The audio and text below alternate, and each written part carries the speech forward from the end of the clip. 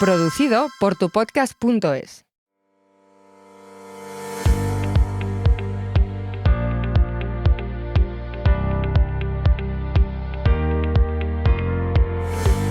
¿Qué tal? Bienvenidos a Rompiendo el Mercado Podcast. Bueno, ya sabéis, muchos nos estamos preguntando cómo funciona realmente el mercado, qué impacto tienen todas esas decisiones económicas mundiales, ¿no? Que en nuestras inversiones, en nuestro ahorro. Bueno, si quieres conocer la verdad de todo esto, estás en el sitio adecuado y te tienes que quedar a ver este programa aquí en Rompiendo el Mercado. Vamos a ir más allá en la jornada de hoy, queremos ver más allá de esas apariencias.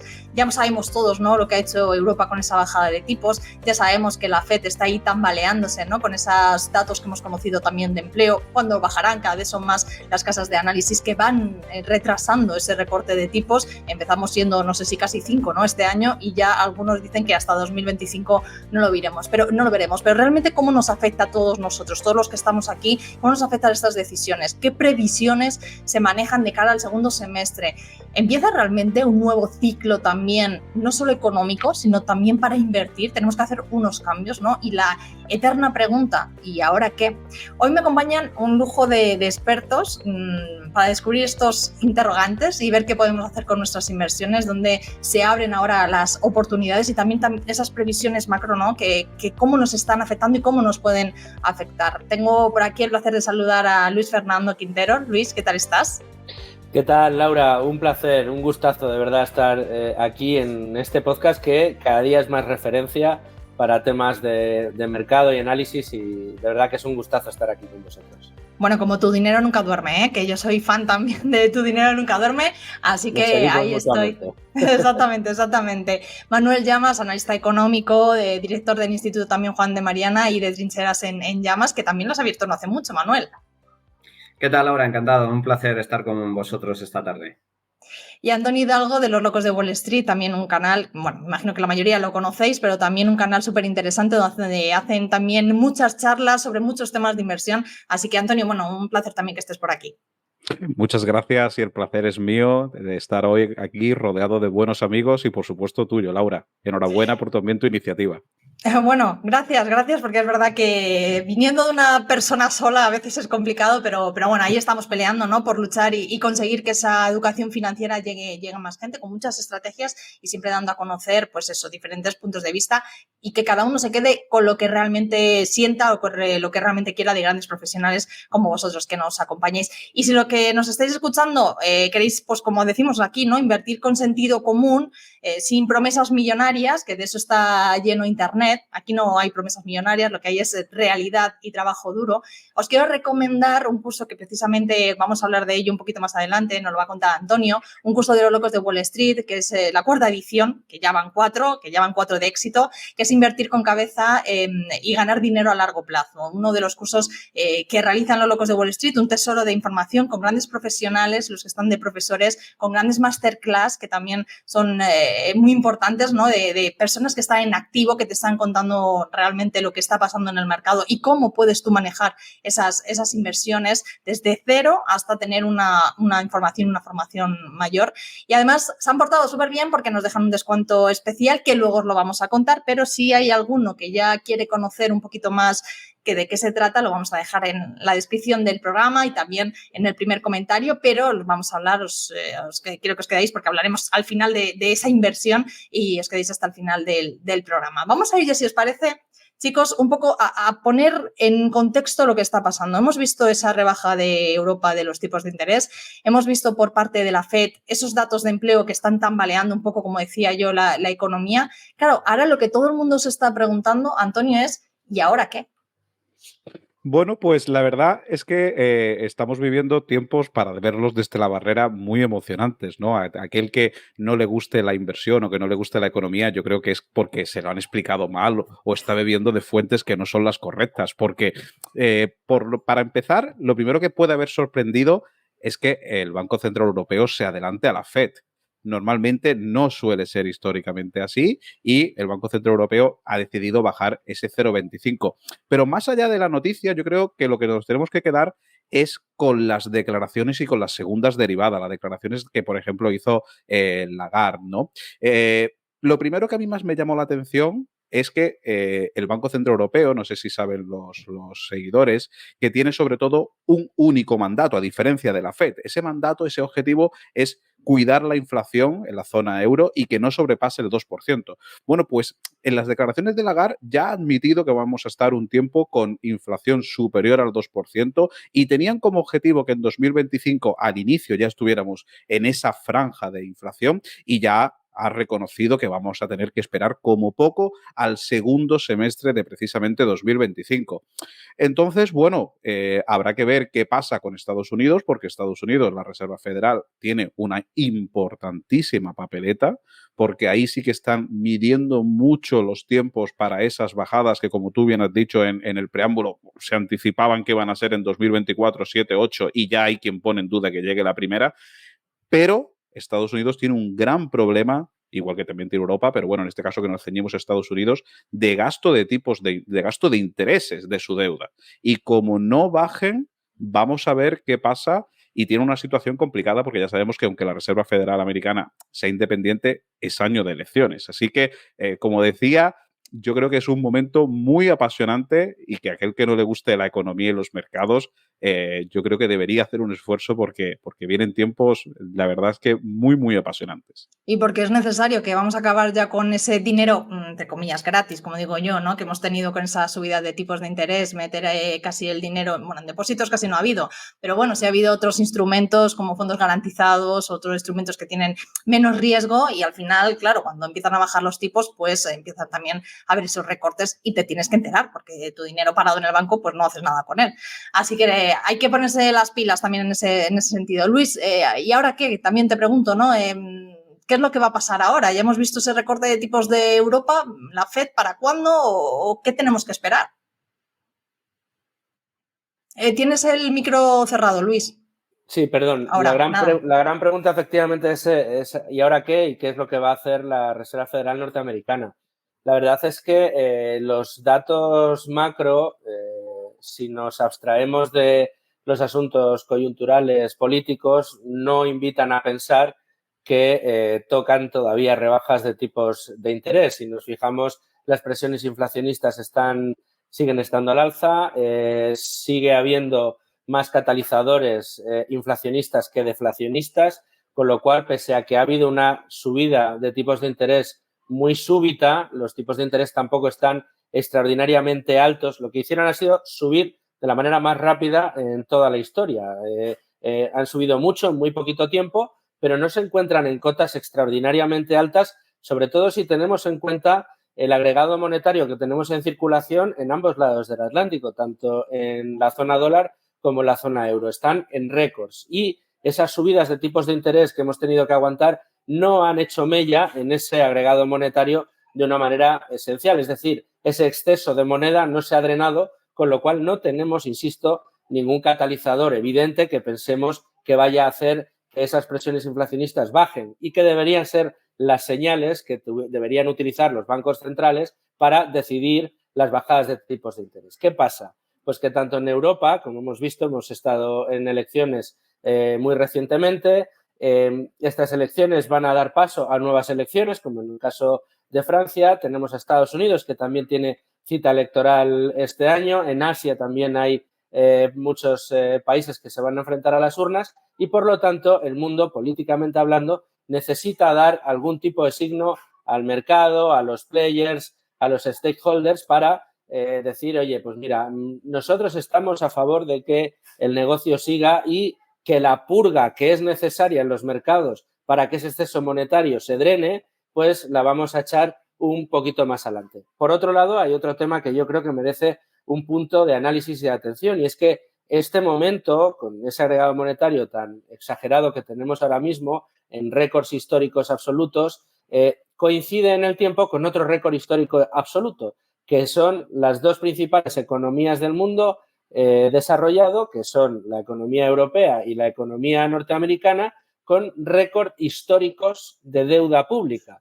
Y si pensamos que la deuda pública, como mejor se paga, es con inflación, de nuevo no tenemos ningún tipo de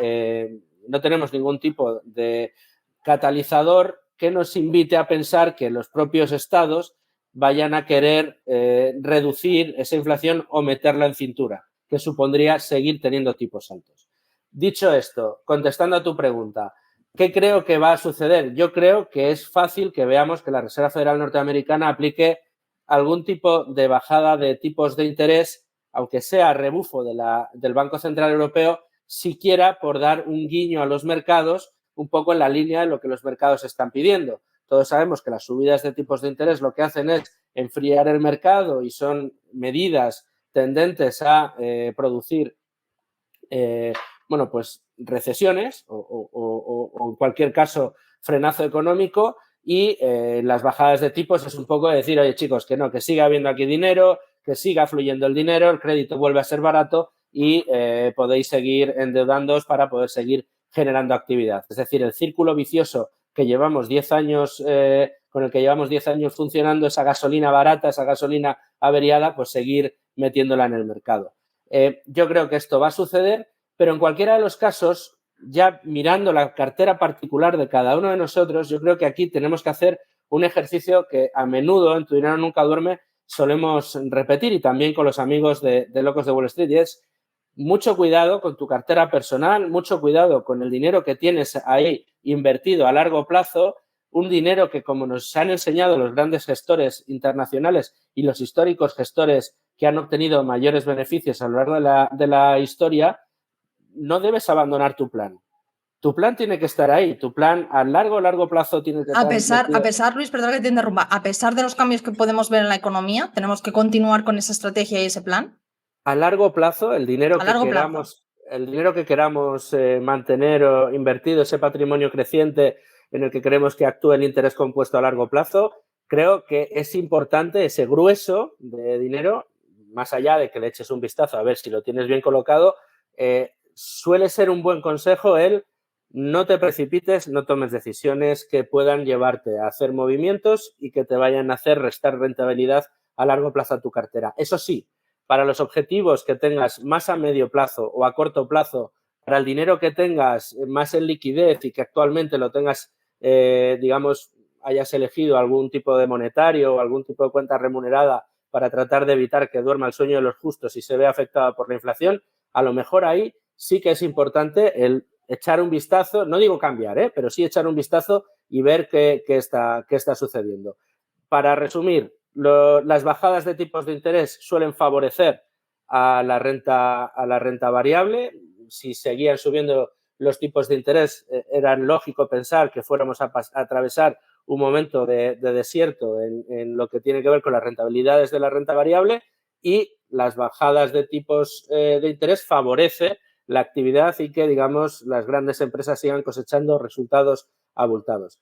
Bien, por eso digo que como todo estos son efectos que se tienen a medio corto plazo, sobre todo los efectos de las políticas de los tipos de interés, miremos las carteras a corto y medio, pero las estrategias a largo, darle 3 pensadas antes de hacer un movimiento.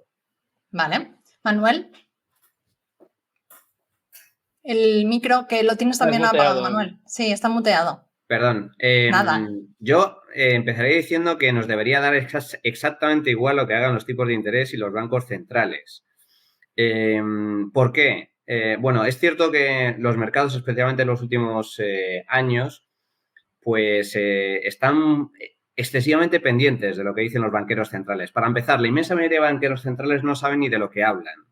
Empezando por Christine Lagarde, la presidenta del Banco Central Europeo. Y yo animo a toda tu audiencia que lo busquen en YouTube. Hay una entrevista fantástica hace ya algunos meses a Christine Lagarde, donde se le pregunta, ¿cómo pretende usted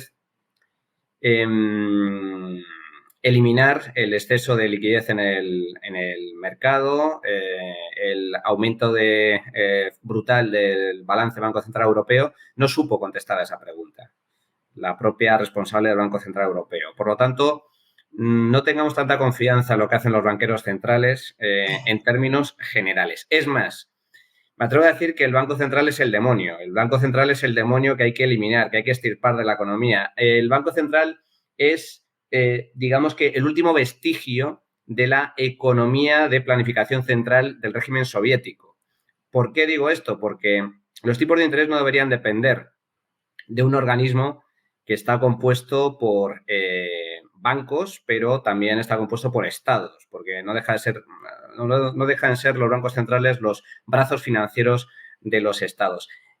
Cualquier fijación artificial de precios siempre acaba generando distorsiones. Pues imagínate lo que supone eso en la fijación de algo tan importante como es el tipo de interés, que es el precio del dinero.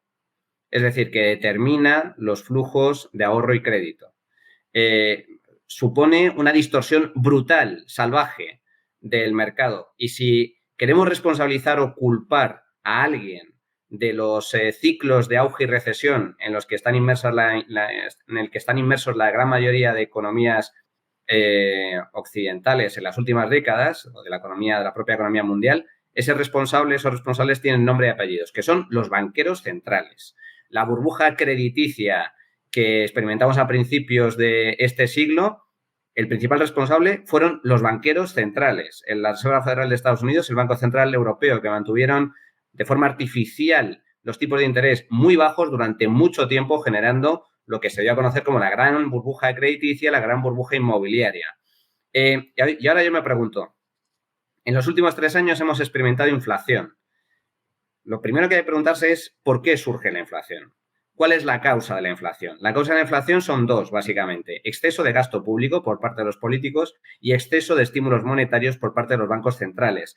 La inflación, la elevada inflación de estos últimos años es la resaca, la consecuencia de los excesos de gasto y estímulos monetarios que se pusieron en marcha como consecuencia de la crisis del coronavirus durante la pandemia.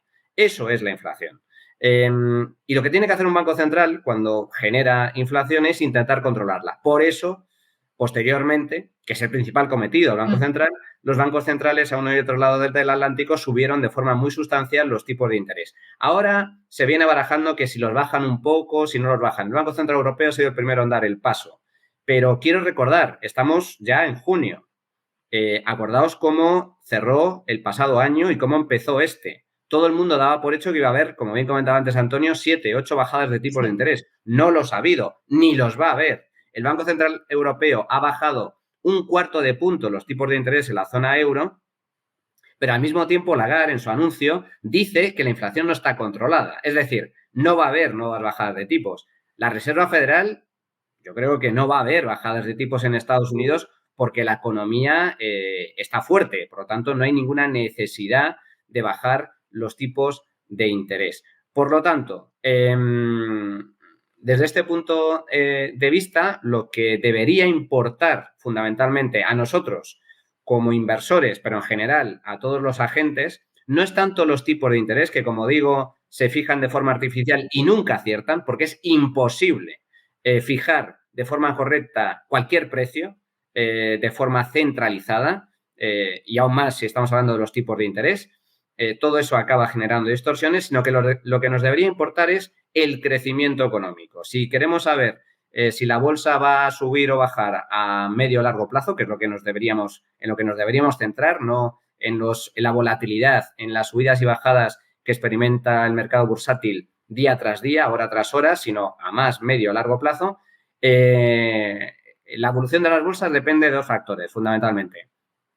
El crecimiento económico, de forma indirecta, y de forma muy directa los beneficios de las empresas. Esos son los 2 factores en los que nos tenemos que fijar para saber cuál va a ser la evolución de la bolsa a medio y largo plazo. Y respecto a esto, ya acabo, las estimaciones, las previsiones, los datos reflejan que la economía mundial va a crecer del entorno al 3% este año, y ya estamos a mitad de año. Que la zona euro pues también va a crecer, que Estados Unidos va a crecer, por lo tanto no hay recesión a la vista, va a haber crecimiento, va a haber incremento de beneficios de múltiples empresas y como consecuencia eso es positivo para la bolsa. Habéis tocado muchos temas, inflación, deuda, quería hablar de deuda, también de la inflación, a ver si nos da tiempo porque estáis hablando mucho y no me va a dar tiempo a todo lo que yo quería hablar con vosotros. Vamos a hablar por un poco de deuda. Es verdad que la deuda, estamos en una especie de crisis de deuda, ¿no? Todo el mundo lo habla, todos los países están muy endeudados. Pero claro, todo el mundo también dice, en algún momento esto tiene que estallar, esto no puede seguir así, hay que ponerle tope. A la vez yo me pregunto, la deuda, o sea, se emite deuda cuando nosotros compramos esa deuda. Al final nos estamos convirtiendo, os pregunto, como en una herramienta de los estados y de los bancos centrales comprando esa deuda. ¿Somos un poco culpables de esa situación, de ese endeudamiento que estamos viviendo, Antonio? Desde luego, lo que comentas es un punto de dolor, ¿no? Y es un punto que a veces se escucha en alguna teoría, no me gustaría llamarla conspiranoica, ¿no? Pero de un gran reset porque está llegando a unos niveles de deuda muy considerables. Fijaros que la gran diferencia, o una de las principales diferencias, si ahora hubiera una recesión, que coincido con Manuel en que no parece que los datos vayan por esa senda, pero si vemos lo que pasó en 2008, precisamente era un exceso de deuda de familias. Seguro que muchos de los espectadores que nos están viendo ahora recuerdan la película The Big Short, ¿no? Es una película que yo siempre recomiendo, una película de culto, cómo se veía esas familias con trabajos muy de andar por casa, cómo tenían 3, 4 hipotecas y era un sobreendeudamiento privado. Ahora hemos pasado, como tú bien has dicho, Laura, a más un sobreendeudamiento público. Entonces, es desde luego una huida hacia adelante que coincido contigo en que hemos tocado muchos temas que de por sí cada uno sería para poner el foco. Sí. Cuando queremos ponerle freno a la inflación, Manuel ha dado ahí un punto que es importante. Los políticos siempre nos hablan de una de las dos curas que hay para precisamente eso, curar la inflación, que es los tipos de interés. Del gasto público se olvidan, ¿eh? Eso casualmente, de no seguir alimentando esa rueda de gasto público, casualmente o no, se olvidan. Y es cierto que no sé qué solución tiene, te soy muy sincero, yo creo que ni ellos mismos lo saben, ahí coincido también mucho con Manuel, que yo creo que los dirigentes que tenemos en Occidente tienen objetivos perversos, incentivos no alineados con el bien común, porque en definitiva parece que todo lo que quieren es garantizarse la siguiente legislatura y demás, pero la deuda está escalando ya a unos niveles muy, muy preocupantes y desde luego es por donde puede venir esa futura, esperemos que no, si desde luego tuviéramos que apostar a una crisis estilo 2008, que ya te digo, no nos lo dicen los datos ahora mismo, esperemos que no, pero desde luego es absolutamente uno de los puntos a estar muy pendientes, esa deuda pública que no para de crecer. Sobre que lo compremos nosotros, bueno, al final hemos visto la fiebre que ha habido este año en España con las letras del Tesoro. Al final, siempre las decisiones de inversión, y yo me lo llevo todo a la inversión, que es lo que me gusta, son siempre situaciones de coste de oportunidad, llamémosle, o de elección. Si tú me dices qué me parece la letra del Tesoro y esa alimentación que por ende hacemos, bueno, pues depende con qué me lo compares. Si lo comparamos con una persona que tenga el dinero parado en una cuenta bancaria, pues obviamente mejor. Pero en un patrimonio diversificado no debería copar, como vemos que hoy en día para el ahorrador medio español copa una parte fundamental de su patrimonio, no debería monopolizarlo, sino debería ser como mucho, y digo como mucho, un activo más a conformar ese patrimonio. Entonces, no sé, Laura, si te he contestado, sí. Pero sí, es que has puesto el dedo en la llaga sobre uno de los problemas que yo creo, como también ha dicho antes Manu, venimos de años de un exceso precisamente de deuda, un exceso monetaria, y vamos a ver cómo digerimos entre todos esa resaca. Luis. Bueno, un poco en la misma línea, ¿no? Yo creo que, a ver, hay una parte que de la pregunta que has hecho que yo creo que está muy bien planteada y muy bien tirada, porque es cierto que si uno analiza un poco los volúmenes que se mueven en el sector de las inversiones, en el sector de inversión, te das cuenta de que la renta fija o la deuda es uno de los productos fundamentales, ¿no? Y hay millones de productos que ofrece la industria financiera que están basados en bonos o en productos de renta fija y, de hecho, en el pasado, cuando la renta fija ofrecía cero rentabilidad, se han comercializado millones de productos híbridos donde lo que había por debajo, el subyacente, siempre era un bono, más allá de las propias políticas de los bancos centrales que han incentivado de una manera, la verdad, que poco ética el hecho de que las propias compañías, los propios bancos de los Estados miembros estuvieran comprando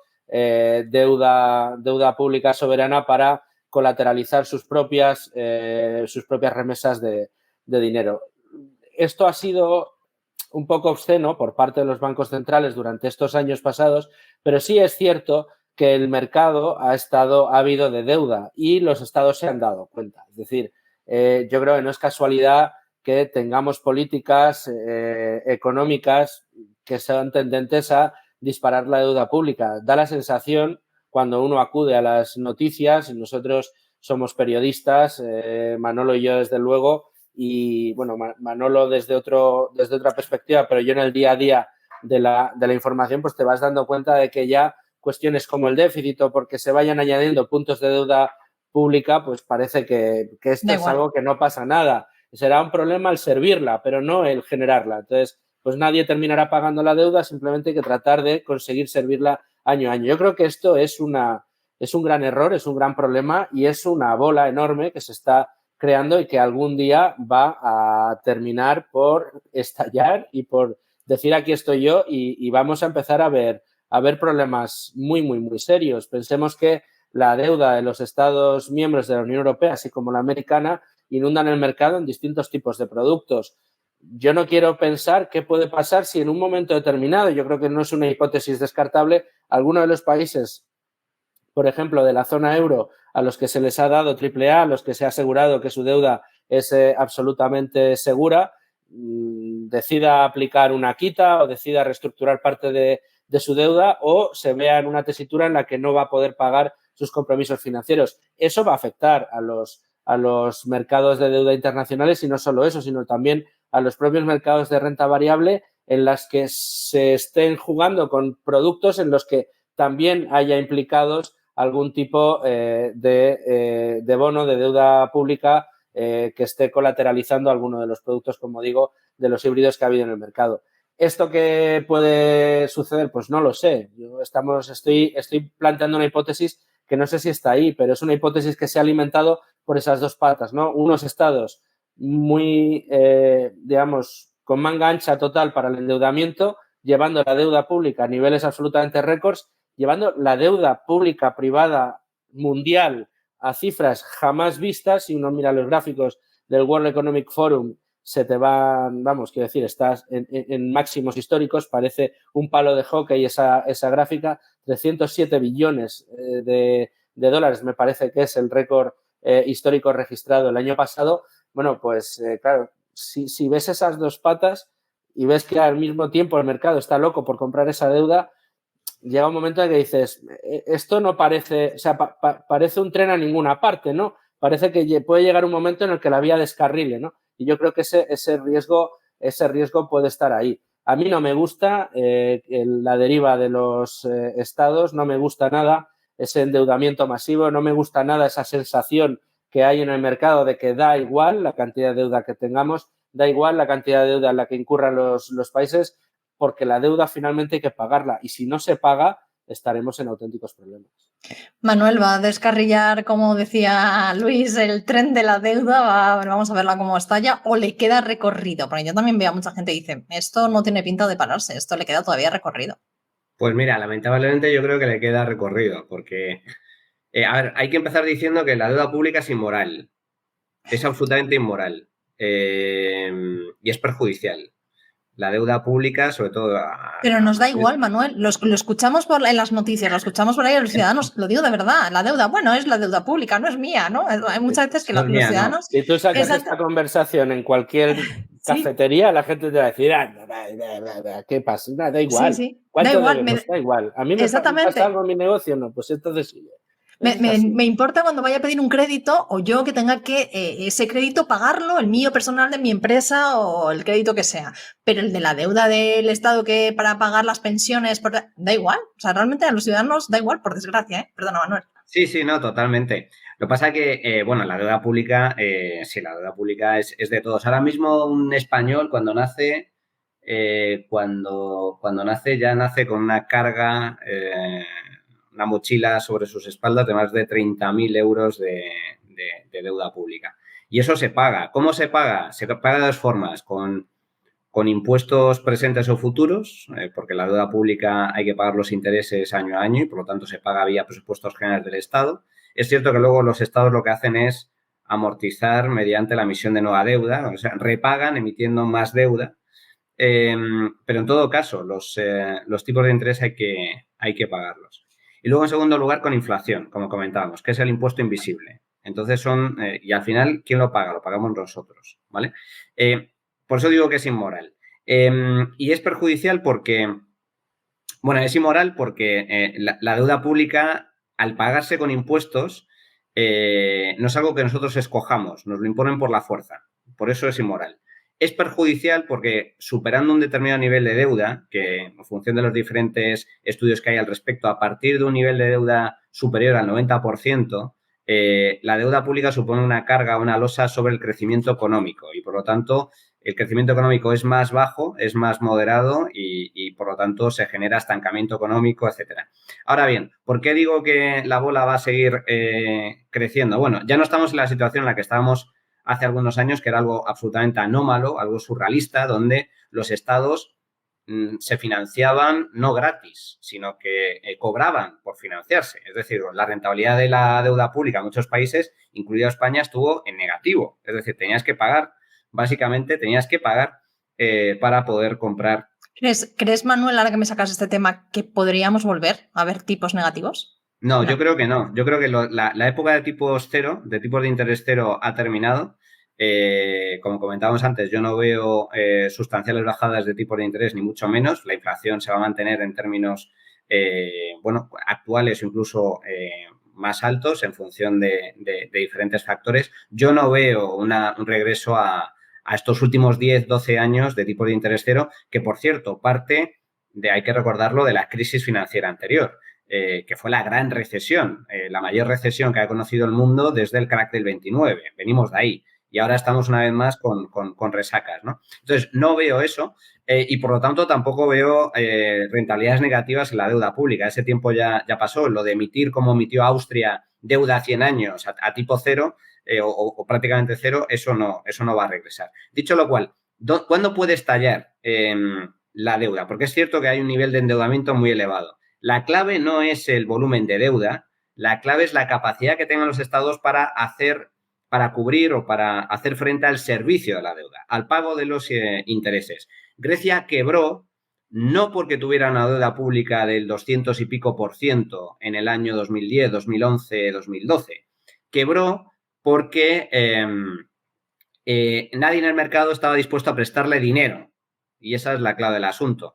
O cuando estaban dispuestos a prestarle dinero, el mercado exigía un tipo de interés absolutamente inasumible para el Estado griego, con tipos de interés superiores al 10, 15, 20%. Entonces, llegado a un punto, no te financian. Es como cuando tú vas al banco, ¿no? Tienes una deuda muy grande, pero siempre tienes la puerta o la ventanilla del banco abierta para refinanciar esa deuda. ¿Cuándo quiebra un Estado? Cuando se te cierra la ventanilla. ¿Por qué? ¿Por qué un banco te cierra la ventanilla? Porque eres insolvente. ¿Cuándo un Estado se convierte en insolvente? Cuando no puede hacer frente a sus compromisos de gasto, como consecuencia de despilfarro ingente de dinero público, políticas absolutamente nefastas y desnortadas y recesión económica. Y esta es la clave del asunto, ¿no? Entonces, no veo una situación como la que sufrimos años atrás, que hubo una crisis de deuda en el corazón de Europa, fruto, a su vez, del pinchazo de la burbuja crediticia, que hubo un exceso de gasto, burbuja no solo en el sector privado concentrado en los inmuebles, sino también en el sector público concentrado en los estados. Y en la zona euro quebraron varios estados. Quebró Grecia, quebró Portugal, que necesitó un rescate, quebró Irlanda, que necesitó otro rescate. No estamos en esa situación. Dicho lo cual, en caso de que haya una nueva tormenta financiera, y con esto ya lo dejo, la nueva Grecia es España.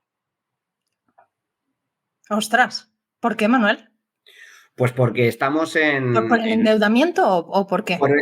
No tanto por el endeudamiento, porque estamos en una situación de debilidad económica bastante sustancial. Exceso de gasto público, exceso de deuda pública, uno de los déficits más elevados de la zona euro y, sobre todo, falta de competitividad. Es decir, estamos en la deriva griega que recorrió Grecia años atrás, y estamos en la deriva argentina. Somos la nueva Grecia Europa, o si se quiere ver desde el lado latinoamericano, la nueva Argentina Europa. Un declive constante y sostenido en el tiempo. Grecia estuvo así muchos años, al igual que Argentina, pero solo hace falta que haya una gran tormenta financiera, una nueva crisis o turbulencias en el mercado. Entonces, en ese momento, los mercados, los inversores discriminarán entre estados solventes y estados menos solventes. España es uno de los estados menos solventes que existe en la actualidad.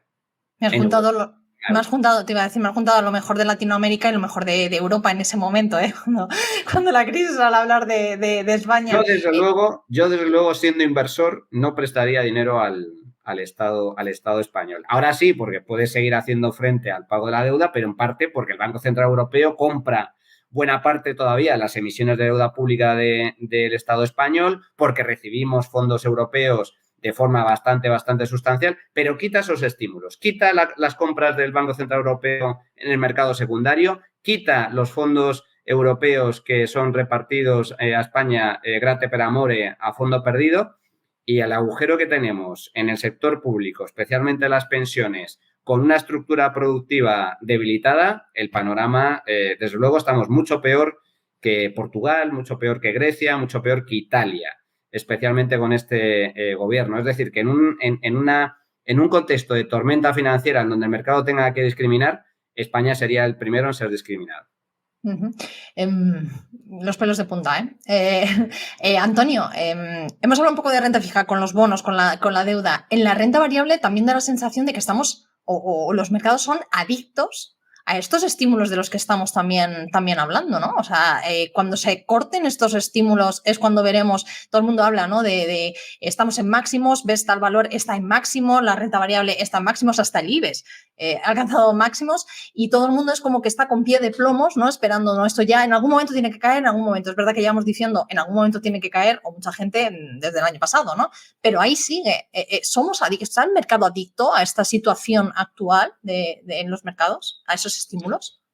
Yo creo que estamos en una situación muy interesante para el inversor, ¿no? Yo tengo una sensación de que ahora mismo gran parte de lo que pase en los mercados de renta variable se juega en el tapete de las 7 magníficas del Standard & Poor's 500, de estas 7 compañías que yo creo que debe conocer todo el mundo, y si no, las cito en un momento, que son Tesla, Microsoft, Apple, Google, Amazon, Meta, y, por supuesto, la joya de la corona ahora mismo, que es Nvidia.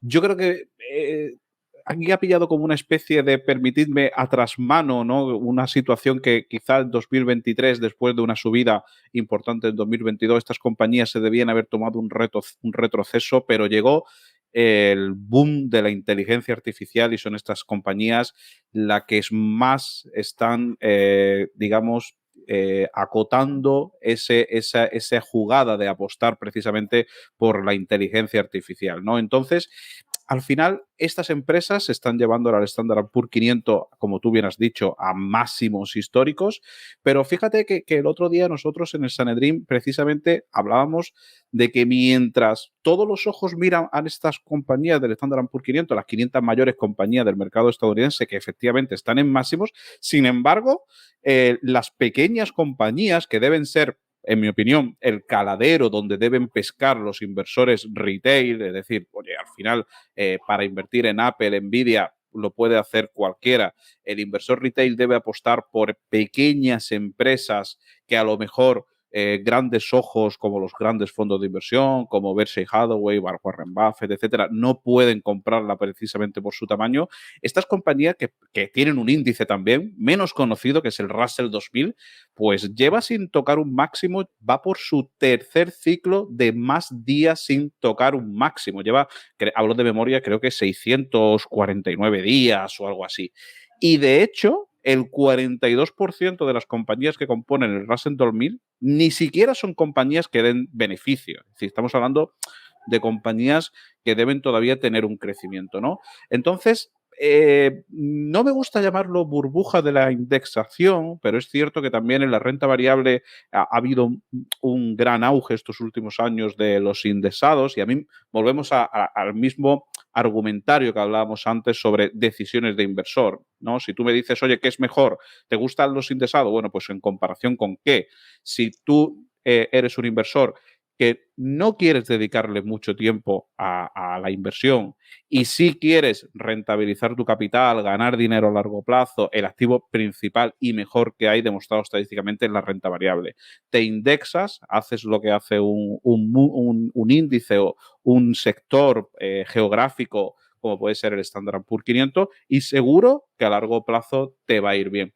Pero, ¿qué pasa? Pues es cierto que parece que todo el mundo se focaliza en estas compañías, ¿no? Nvidia, por ejemplo, ha hecho un split porque ya sus acciones se valoraban a $1.200 precisamente por acción, sí, y ya hacía complicado hasta operar con ellas, ¿no? Es decir, alguien que tú quisiera invertir 6.000 euros, pues ya no le daba para comprar, 5 acciones, ya la sexta le suponía un desembolso importante, ¿no? Entonces, contestando a tu pregunta, Laura, es cierto que puede parecer que todo el foco, que las bolsas están en máximos y que podría ser un mercado precisamente para estar con pies de plomo, pero en lo que se llama el stock picking, es decir, llega el momento de a lo mejor, ya no invertir indexándose, sino invertir en estas grandes compañías, sino hacer un poquito de estudio de empresas, hacer un poquito de estudio de fondos de inversión de autor, ver dónde podemos colocar nuestro dinero, porque sigue habiendo muchas y muchas empresas con un importante potencial de revalorización. Lo fácil es que todos nos fijemos en Nvidia, Apple o, por citar a España, como tú has dicho, Inditex, por ejemplo, ¿no? Que aquí tenemos una joya que yo creo que a todos los inversores se nos ha escapado, la hemos visto eternamente cara y ya va por 45 euros la acción, pero todavía en renta variable para mí quedan muchas oportunidades. Pero quizá hay que salirse un poco del foco de estas 7 magníficas y de las principales empresas del Standard & Poor's 500. Luis, ¿tú también piensas que estamos un poco en ese cambio que es momento de mirar hacia otro lado en renta variable? Bueno, yo fíjate, yo creo que estamos en un momento en el que es muy importante conocer cómo funciona la renta variable, conocer cuáles son los drivers que operan sobre ella, conocer cómo se genera la rentabilidad, conocer pues diferentes sectores, porque muchas veces pecamos, yo creo, Laura, de hablar del comportamiento de la renta variable como si fuera un activo homogéneo que toda ella hace exactamente lo mismo, ¿no? Hablaba antes Antonio de lo que hacen las 7 magníficas.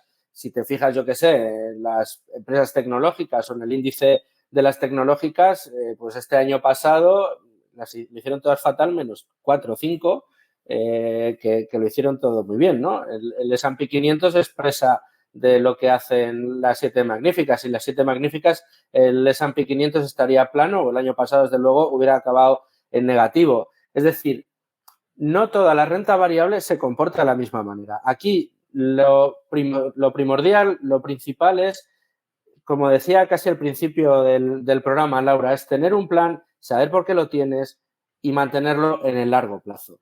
Y sin importarte demasiado en las tendencias, las modas, el que te digan que ahora va a ir un poquito mejor o va a ir un poquito peor. ¿Por qué digo esto?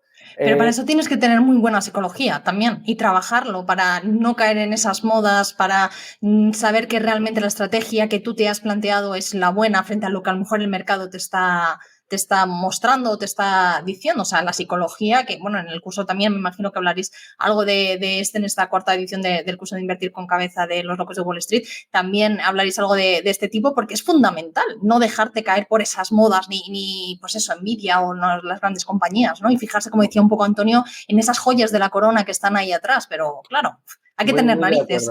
Muy de acuerdo. Hay que tener narices, pero fíjate lo que te digo. Y yo creo que esto vamos a estar los 4 muy de acuerdo. Cuando tienes conocimientos, y no te digo ser aquí un máster del universo del conocimiento financiero, no te hace falta ser Peter Lynch, ni ser Benjamin Graham, ni ser siquiera Warren Buffett, simplemente conociendo el comportamiento de la renta variable en un sentido amplio, el cómo funcionan las distintas compañías, los distintos sectores. Cuando tú tienes ese conocimiento más profundo, es mucho más fácil, y no digo que sea facilísimo, todos somos presa del miedo y en algún momento nos han temblado las piernas cuando hemos visto caídas muy pronunciadas del mercado. El otro día, hablando con un inversor también muy conocido, un amigo de la industria que seguramente conocen todos tus oyentes y todos tus espectadores, él nos confesaba en privado que en el 2008, con las caídas generalizadas en los mercados, con la crisis financiera, la ruptura del mercado, él pensó que el capitalismo había terminado, ¿no? Entonces, él pensó y le confesó a su mujer, cariño, a lo mejor hemos perdido todo nuestro dinero y todo se ha ido al garete, y estuvo a punto de cometer una auténtica barbaridad. Se dio 2 o 3 días para pensarlo, consiguió mantener la sangre fría y siguió hacia adelante. Pero cuando te digo que a veces pecamos al tratar el comportamiento de la renta variable como algo homogéneo, fíjate, yo a principios de año, si no recuerdo mal, cuando todavía estaban, no, miento, era el año pasado, cuando todavía estaban ahí frescas las subidas súbitas de los tipos de interés, que se pronosticaba que este 2023 iba a ser un año de recesión, con lo cual iba a ser un año malísimo para la renta variable, y tanto los alumnos del curso como oyentes del programa Tu dinero nunca duerme, como los miembros de las comunidades de locos de Wall Street o de la cuadrilla, muchos nos decían, bueno, entonces, tal y como están las cosas ahora y teniendo en cuenta que la renta variable puede atravesar problemas el año que viene porque seguramente vayamos a entrar en recesión, pues entonces yo creo que lo ideal sería esperar y no entrar ahora en renta variable y hacerlo cuando el mercado caiga. Bueno, pues esta gente se ha perdido uno de los rallies alcistas más importantes en renta variable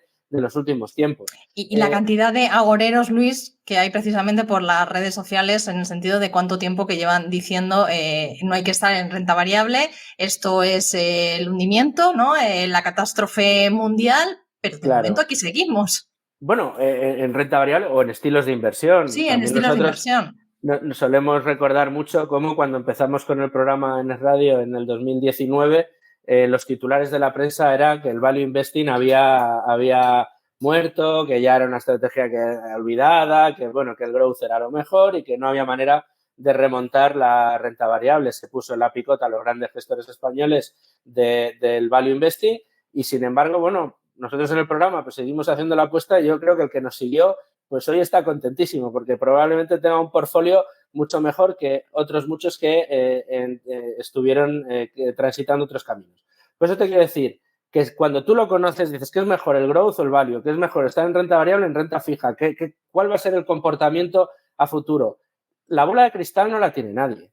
No. Tú lo único que tienes es que saber cómo funcionan las empresas y saber por qué estás invertido donde estás invertido. ¿Por qué has escogido a este gestor y no a este? ¿Por qué has escogido una estrategia en gestión pasiva diversificada o por qué has elegido un fondo índice o por qué has elegido estos 4 ETFs?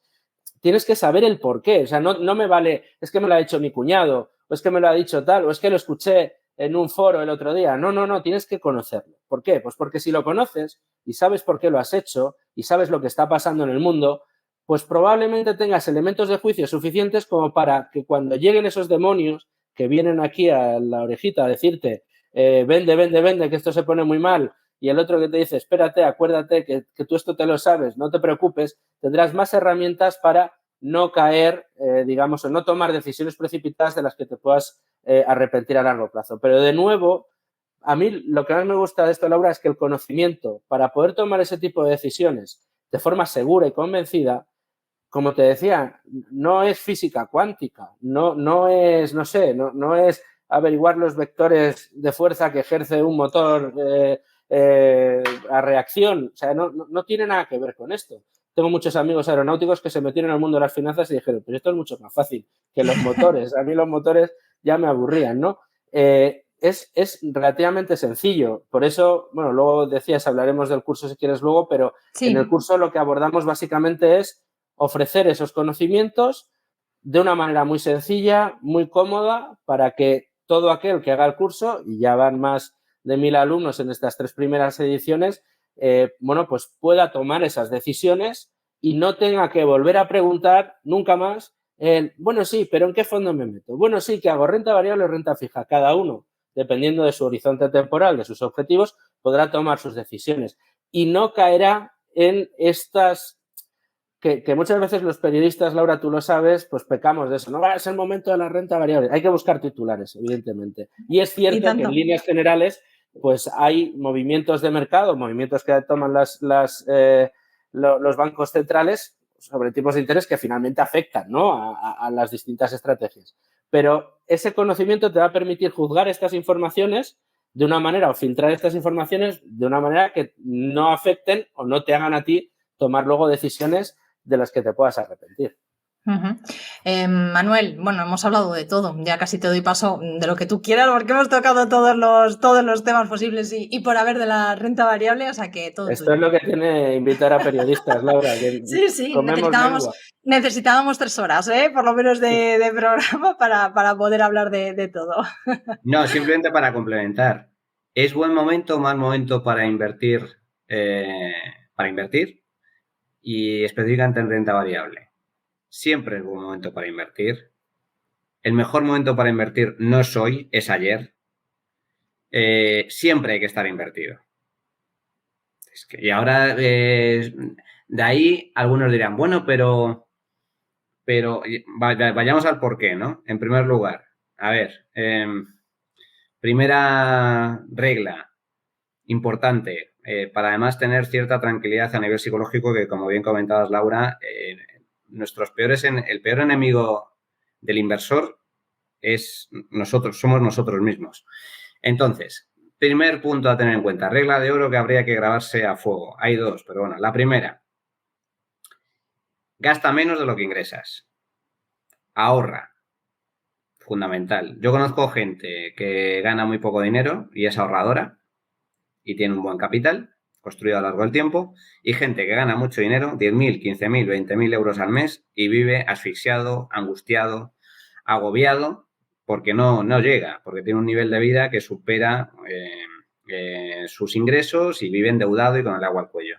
Bueno, a mí me gusta vivir con tranquilidad. Entonces, dormir por las noches. Dormir por las noches es fundamental. Entonces, ahorra. La clave es ahorrar. Ahorrar es gastar menos de lo que ingresas. Da igual si ganas mucho o ganas poco. Punto 1. Luego, segundo lugar, para empezar a invertir, invierte lo que no necesites. Créate un colchón para imprevistos, por si hay, oye, para si pierdes el trabajo, para poder pagar la hipoteca durante un año, un colchón de imprevistos. Y el resto, lo que no necesites a corto y medio plazo, inviértelo. Estamos hablando de largo plazo, para mí es mínimo, pero mínimo 7 años. Eso es largo plazo. Y si a poder ser 10. Eso es largo plazo. Entonces, el dinero que no necesites a corto y medio plazo, inviértelo. ¿Por qué debes invertirlo? Porque si no lo inviertes, lo pierdes. Es que es tan sencillo. Con la inflación. Pero a veces hay que explicarlo, ¿no? Y es una de las cosas que hacemos nosotros también en el curso. La gente no lo sabe. La gente dice, no, pero yo tengo ahorros. Yo tengo 50.000 euros en el banco y yo me llevo las manos a la cabeza. 50.000 euros en el banco. Estás perdiendo un 2-3% anual. En 10 años has perdido la mitad de tu patrimonio. En 10 años has perdido la mitad de tu patrimonio. Es lo que comentamos antes. Pero porque hay mucho miedo a invertir, Manuel. Vale, vayamos a eso. Entonces, de estos 3 puntos, ¿no? Es decir, si no lo inviertes, si tienes el dinero en el colchón o lo tienes en el banco, estás perdiendo dinero porque la inflación se lo come, los precios suben, por lo tanto, el dinero en términos nominales, el poder adquisitivo baja. Solo hay que ver lo que costaba un piso en España hace 40 años y lo que cuesta ahora. Antes con un piso te lo comprabas con 100.000 pesetas, 600 euros o 500.000 pesetas, pues 3.000 euros. Bueno, pues ahora cuesta 300.000, ¿no? ¿Eso qué pasa? ¿Ha subido el precio de los pisos? Sí, ha subido el precio de los pisos, pero sobre todo lo que ha caído, lo que se ha desplomado es el valor del dinero, ¿vale? Entonces, punto 1. Tercera derivada. ¿Por qué la gente tiene miedo a la hora de invertir? Pues la respuesta es muy sencilla. La gente tiene miedo porque porque no conoce cómo funciona la bolsa, por puro desconocimiento. El fruto o el origen del miedo es el desconocimiento, es la ignorancia. Entonces, cuando la gente, la inmensa mayoría de los españoles piensa, la bolsa es un casino. Si tú piensas que la bolsa es un casino, yo no soy jugador. Tengo otras muchas defectos y tengo otras muchas... pero desde luego no el juego, porque a mí el juego no me gusta. Y además es cara o cruz, ¿no? Y la gente piensa que es cara o cruz. La bolsa no tiene nada que ver con un casino. La bolsa es comprar, ser propietario de empresas. Yo soy propietario de Tesla, yo soy propietario de Amazon, yo soy propietario de Microsoft, yo soy propietario de IBM, yo soy propietario de Tesla. Es decir, es ser propietario y la bolsa va a crecer en base al beneficio de las empresas, ni más ni menos. Y además el índice bursátil es un reflejo fiel a largo plazo del crecimiento de la economía. Entonces, ahora vayamos a la tercera derivada. Cuando digo que siempre hay que estar invertido, la gente tampoco lo sabe. La inversión más segura y más rentable que existe es la bolsa, es la renta variable. Y tenemos 2 siglos de historia que lo demuestran. No lo tenemos 15 años, 3 años. 2 siglos de historia demuestran que la inversión más rentable y más segura es la renta variable. Una rentabilidad media descontando inflación del 7% en el caso de la bolsa norteamericana a lo largo de 2 siglos. 7%, superior a la renta fija, superior al oro, superior a los inmuebles. Y luego, ¿constantemente en el tiempo? Sí, constantemente, porque si tú inviertes en bolsa norteamericana a un año vista, básicamente la probabilidad de que al término del año, si vendes, ganas o pierdes, es del 50%. Pero conforme va pasando el tiempo, la probabilidad de que ganes aumenta. A 10 años es de más del 90%. A 15 años, en más de un siglo de historia, no hay ni un solo año que a 15 años, a horizonte temporal de 15 años, pierdas dinero. Ni uno. Entonces, ahí tienes la respuesta. ¿Cuál es el problema? La ignorancia. Que la gente no sabe cómo funciona la bolsa, la gente no sabe cuáles son las claves, la gente intenta hacer algo que es muy peligroso, que es market timing, es decir, que es como la inmensa mayoría de la gente se aproxima a la bolsa diciendo, ¿es buen momento para entrar o es mal momento para entrar? No lo sabe nadie, ni siquiera los mejores gestores del mundo saben si la bolsa va a subir o va a bajar mañana, o dentro de 3 meses, o dentro de un año. No lo saben. Entonces, ¿cómo pretendes saberlo tú? Es imposible. Hay un ejemplo que es paradigmático, que es el de Peter Lynch, que ya ha salido en la conversación, el inversor más exitoso de la historia en su periodo temporal, porque el más exitoso para mí, sin ningún género de dudas, es Warren Buffett, pero Peter Lynch, que gestionó el fondo Magellan durante varios años, pues obtuvo una rentabilidad media del 29%. Pero sus partícipes, el partícipe medio que tuvo la oportunidad de invertir en su fondo, obtuvo una rentabilidad media del 7% y muchos de ellos incluso perdieron dinero. ¿Por qué? Porque pretendían adivinar lo que iba a hacer el mercado, lo que iba a hacer su fondo, el fondo de Peter Lynch, a corto y medio plazo. Entonces, compraban cuando el fondo subía mucho y vendían cuando bajaba. Intentaban hacer market timing. Pues bien, al intentar hacer market timing, la rentabilidad, o sea, ganaron mucho menos dinero que lo que hizo el fondo a largo plazo e incluso muchos de ellos perdieron dinero. Entonces, olvídate, y lo que yo digo siempre, si los datos demuestran que la bolsa es reflejo de la economía, mientras sigamos en un sistema capitalista, que esto está totalmente relacionado, mientras el capitalismo exista, el crecimiento va a existir. Vivimos, aunque la gente no lo sepa, en el mejor momento de la historia de la humanidad. No somos conscientes de ello. Ahora mismo estamos 4 personas, cada una en una punta de España, hablando en tiempo real. Esto te lo llevas a 2 siglos atrás y nadie se lo creería. Diría, pero eso ¿cómo? Cuando había que enviar mensajes por paloma mensajera, meses para enviar un mensaje, trasladar un mensaje con el coste de tiempo y dinero que suponía eso, ¿no? Ahora no hay distancia. Bueno, me estoy enrollando demasiado. Lo que intento decir es, mientras exista el capitalismo, mientras no estemos gobernados el mundo entero bajo una dictadura comunista, mientras no caiga un meteorito a la Tierra y destruya el planeta, o mientras no entremos en una guerra nuclear que acabe con el mundo, la bolsa va a seguir subiendo. Entonces, no te preocupes, porque si la bolsa mundial se va a desplomar y no va a recuperar, la menor de tus preocupaciones será si ganas o pierdes dinero. Tu preocupación será sobrevivir, porque estaremos en un apocalipsis. Entonces, es absurdo preguntarse, desde mi punto de vista, si la bolsa va a subir o bajar a 6 meses vista. No lo sé, yo siempre estoy invertido. Y si la bolsa está barata porque se pega el castañazo, como se le pegó en el año 2020, y tengo liquidez, compro.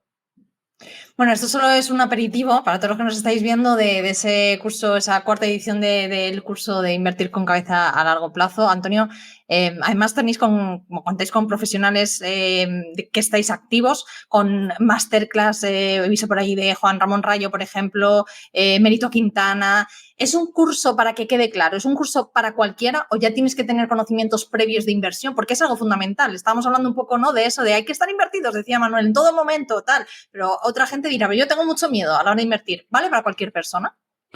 La respuesta rotundamente es sí, vale para cualquier inversor.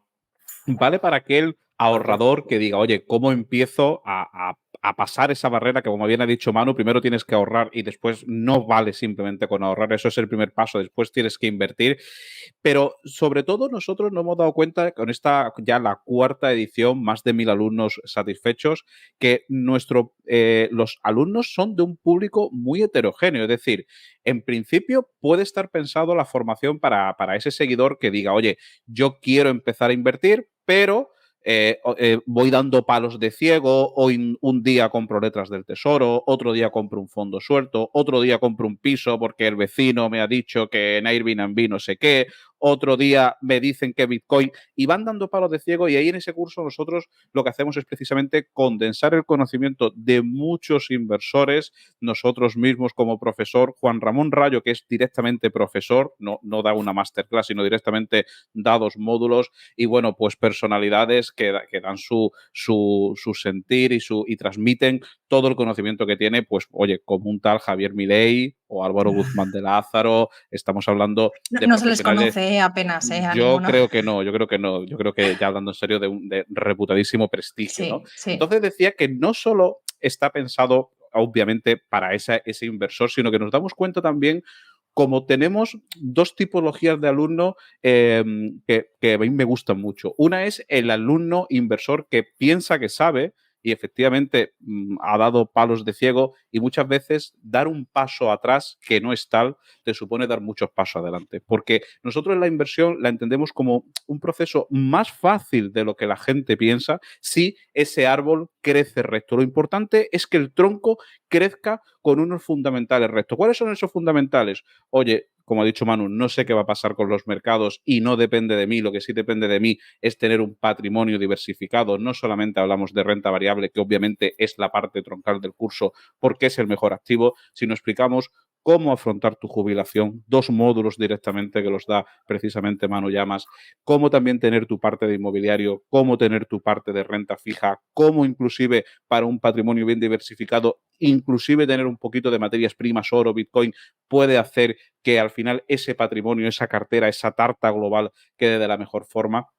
Decía, para este inversor que da ese paso atrás que no es tal, y también nosotros nos encanta cuando tenemos seguidores que nos dicen, oye, al final el inversor en bolsa en España, como bien ha dicho, creo que ha sido Manu, todavía hay gente que por desgracia, y nos queda mucho camino a todos los que nos dedicamos a esto, Laura, te incluyo, hay gente que piensa que invertir en bolsa es un casino. Que yo tengo 50.000 euros, oye, lo voy a poner al negro y puedo tener 100 o puedo tener 0, ¿no? Y que piensan que por tenerlo, como decía antes, también creo que ha sido Manu o Luis, no lo sé, pero decían, lo tienen 50.000 euros en el banco, no, ese es mi ahorro, y se sienten, ¿sabes?, satisfechos de, ahí tengo yo mi dinero metido en el banco. Lo que estás es perdiendo dinero en cada segundo. Totalmente, esa falsa seguridad, ¿no? Entonces, pero sí es cierto que todavía, como nos queda mucho camino, el inversor está muy solo. ¿Por qué? Porque al final, oye, pues si ve los programas que hacemos nosotros, los que haces tú, si escucha el podcast de Tu Dinero Nunca Duerme, de La Cuadrilla, bueno, pues al final dice, ¿con quién hablo esto? Si voy a hablarlo con mi familia, con mis amigos, puedo parecer un bicho raro. Todavía no está expandido esta educación financiera. tenemos muchos alumnos que directamente, muchos seguidores que dicen, no, se lo he regalado a mi padre para que empiece, se lo he regalado a mi mujer, se lo he regalado Qué a mi maravilla. cuñado. Incluso, ¿verdad, Manu y Luis, que nos da mucha satisfacción, como diría el otro, cuando dice, no, se lo he regalado a mi hijo de 18 años para que empiece. Joder, es que eso es lo más importante. Mira, yo tengo 43 años y para mí lo más importante en la inversión, lo más, es empezar con 18. Está la capitalización compuesta, que lo decimos siempre, y Domingo Soriano, que es el mosquetero que falta hoy, también profesor del curso, cuando habla de la capitalización compuesta, de esa séptima maravilla, cómo tú vas capitalizando en el tiempo. Lo más importante es lo que en la fórmula va en el exponente, precisamente, que es la n, el tiempo, ¿no? Entonces, pues no sé si se me escapa algo, Luis, que tú también lo cuentas muy bien, todos los pormenores del curso, mucha práctica. Yo creo que lo has dicho, o sea, yo creo que estamos los tres de acuerdo y Domingo sería el cuarto que también estaría de acuerdo, Rayo exactamente igual, el resto de profesores. Hemos diseñado un curso que busca aportar los conocimientos que tanto Manolo como Antonio, como yo mismo, como seguramente tú, Laura, hubieras querido tener eso, con 18, 20 años. En España, además, con este curso también tratamos de romper una barrera, en muchos casos cultural. Y yo creo que lo que me pasó a mí de jovencito le puede pasar a mucha gente. O sea, yo recuerdo el primer día que le dije a mis padres que estaba invirtiendo dinero en los mercados financieros, o sea, montaron capítulo en casa, pero hijo, ¿pero qué estás haciendo? Pero tú, claro, siempre has sido un manirroto, pero ya ves, te vas a arruinar. Entonces, claro, ya tuve que ser yo el que tratara de cambiar el paradigma y conseguir que mis padres se dieran cuenta de que no es un casino, como decía Manolo, y de que los mercados financieros están ahí precisamente para evitar que la inflación se coma el esfuerzo que tanto nos ha costado pues ahorrar un dinero, ir construyendo un patrimonio. Al final, si lo miramos de esa manera, dices, ¿cuánto tiempo he tenido que invertir yo a lo largo de mi vida para poder ganar un dinero, el esfuerzo, las noches sin dormir, el trabajo, las preocupaciones, para poder ir generando esas rentas, ganando ese dinerito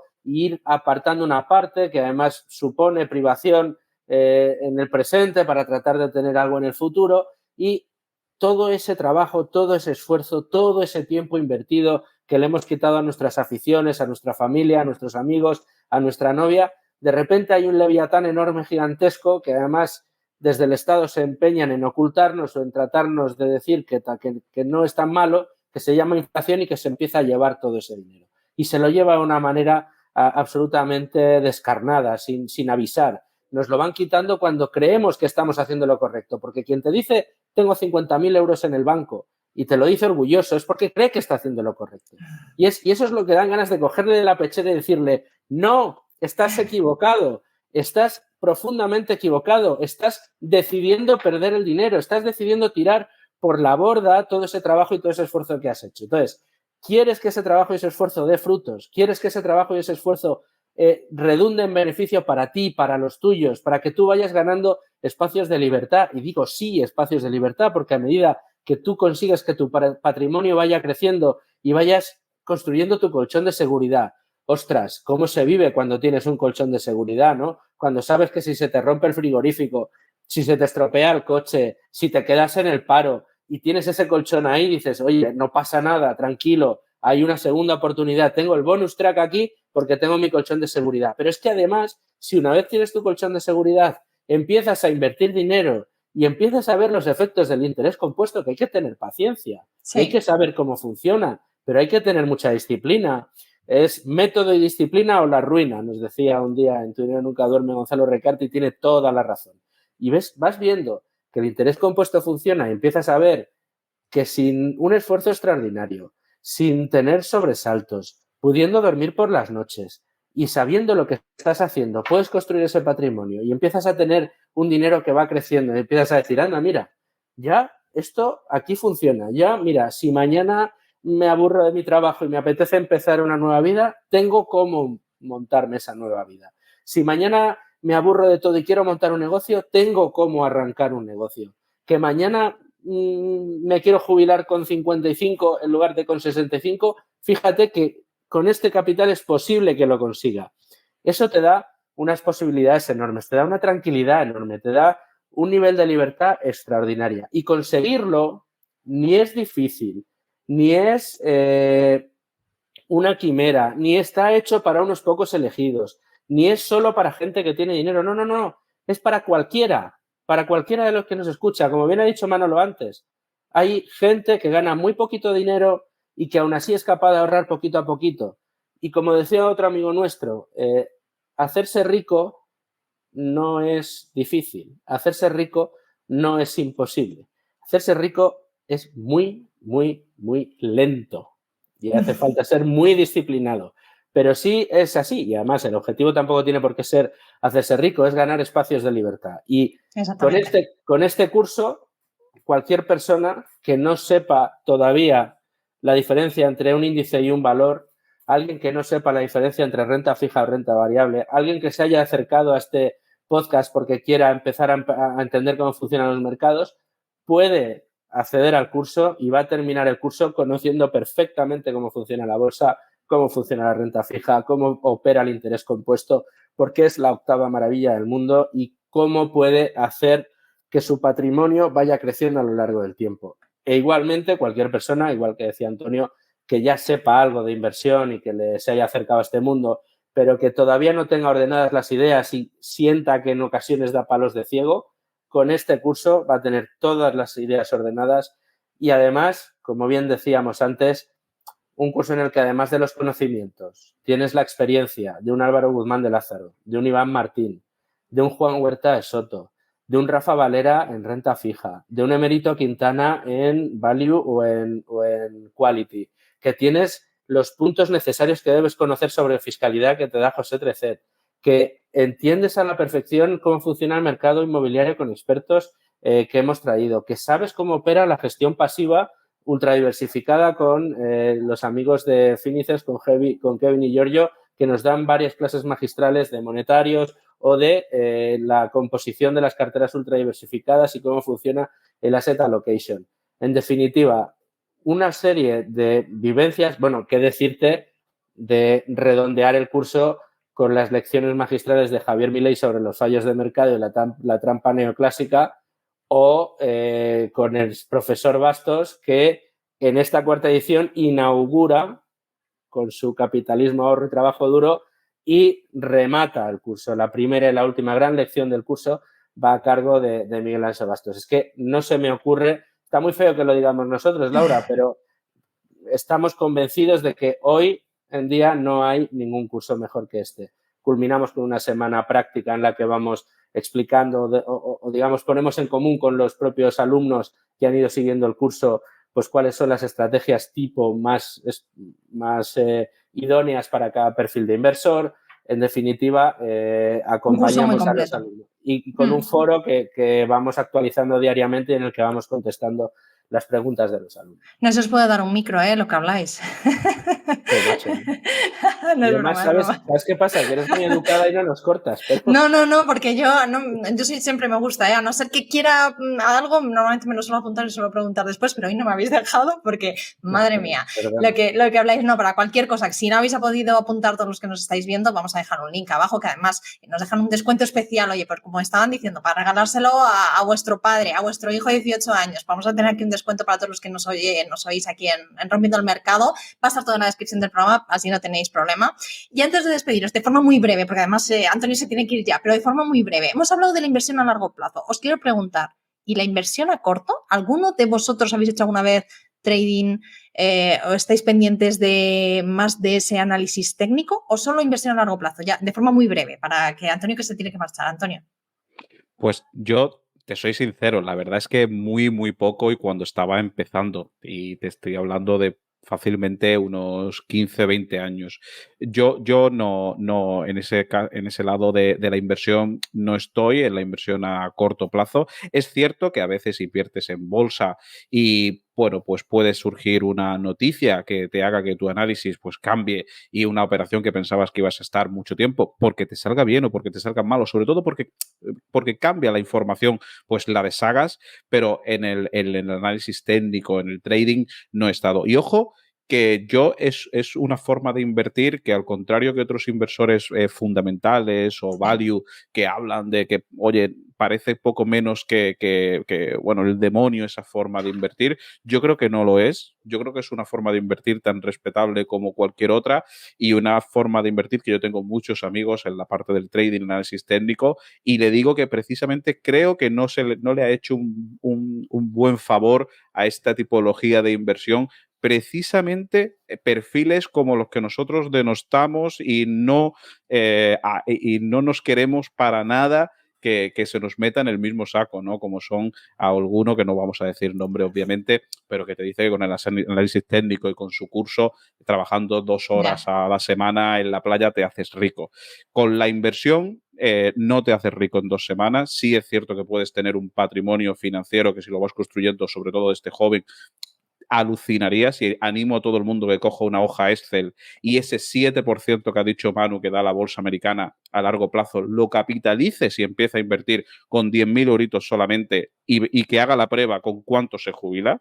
Yo os digo que alucinaría con el efecto del capital compuesto, pero desde luego al final creo que para esa parte de la inversión que yo respeto le ha hecho un flaco favor, pero yo personalmente no es mi forma de inversión y lo comentamos en el curso, como obviamente tienen que el alumno que digamos, empieza a confiar en la renta variable, tiene que conocer que existe esa tipología, pero no es la que lleva la parte troncal de la formación en renta variable, sino nosotros, en este caso Domingo Soriano, que es un magnífico profesor, pues habla de analizar balances, fundamentales, ver por qué una compañía gana dinero, indexados, etcétera, etcétera. Manuel. No. Nunca he hecho trading, ni haré trading. Bueno, nunca se sabe, ¿no? Pero Nunca digas nunca. Nunca digo nunca, pero no es algo que me atraiga ni que me interese. Mi filosofía de inversión es radicalmente contraria al cortoplacismo.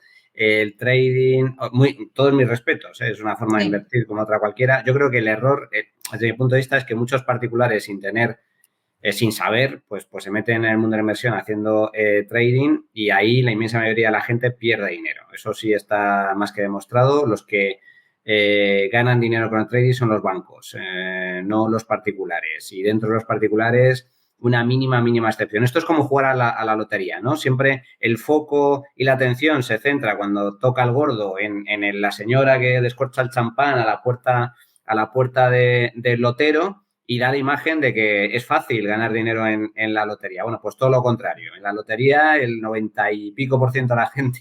o sea, es más fácil que te caiga un rayo a que te toque el gordo, ¿no? Bueno, pues esto es igual. En el trading puedes ganar dinero, pero la inmensa mayoría lo pierden. Entonces, sinceramente, eso sí que no directamente. No lo he hecho ni creo que lo haga. ¿Y Luis, en un minutillo? No lo he hecho, no creo que lo haga, lo respeto mucho, creo que no es lo mejor para el patrimonio a largo plazo, eso sí que estoy convencido, pero fíjate, por sacar una tangente y darle una oportunidad, una de las cosas que nosotros decimos es que, oye, una parte de tu patrimonio, una vez que lo has empezado a construir, que ya tienes tu colchón, que ya tienes tu estrategia a largo plazo, sensata, construida con cabeza, oye, que te quieres dejar un 1, un 2%, un 5% de tu patrimonio en pólvora seca para probar cosas que te apetezcan, que estás explorando, que te gustan, pues yo qué sé, te han animado con las cripto y lo quieres probar, o quieres probar el análisis técnico y quieres, porque te apetece, porque te gusta y quieres probar, pues un dinero que no te importe perder y que puedas tener ahí, digamos, para entretenerte y explorar ideas, a mí no me parece mal, y no me parece mal además que explores esta disciplina que tiene su ciencia y que, oye, que tiene su complicación y que desde luego tiene sus seguidores y sus adeptos. Pero en ningún caso, nunca, yo creo que sería sensato, digamos, poner en juego todo tu patrimonio jugando o operando con el análisis técnico. Pues Luis Fernando Quintero, Manuel Llamas, Antonio Hidalgo, un auténtico placer. Muchísimas gracias, mucha suerte con ese curso. A todos los que nos veis, gracias también por acompañarnos. Hoy ha sido una masterclass de inversión a largo, también teniendo en cuenta esa parte del trading, que parece que no, pero bueno, también hay que tenerla en cuenta. Y sobre todo conocer un poco, oye, cómo nos afecta y qué hacer, ¿no? ¿Qué va a pasar? Que ahora todo el mundo está, ¿no? ¿Qué va a pasar? Bueno, pues por lo menos hemos intentado dar esas pinceladas. Así que muchísimas gracias a los tres por estar aquí en Rompiendo el Mercado. Ha sido un auténtico placer. El placer ha sido nuestro, Laura. Igualmente, Laura, un placer. Un placer, Laura, muchas gracias. Producido por tupodcast.es.